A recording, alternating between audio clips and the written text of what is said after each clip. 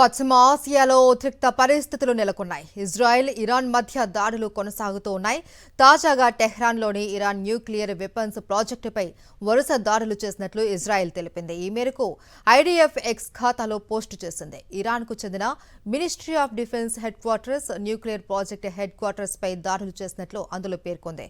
ఇజ్రాయెల్లోని పలు నగరాలలో సైరన్ల మోతతో లక్షల మంది ప్రజలు షెల్టర్లకు పరుగులు పెట్టినట్లు వివరించింది.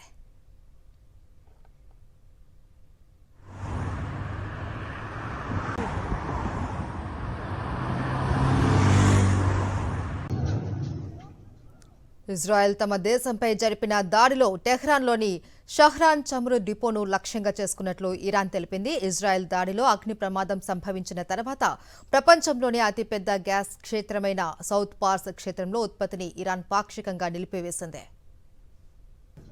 పశ్చిమ ఆసియాను మరింత సంక్షోభంలోకి నెట్టివేసేలా ఇజ్రాయెల్, ఇరాన్ మధ్య యుద్ధం తీవ్రతరమైంది.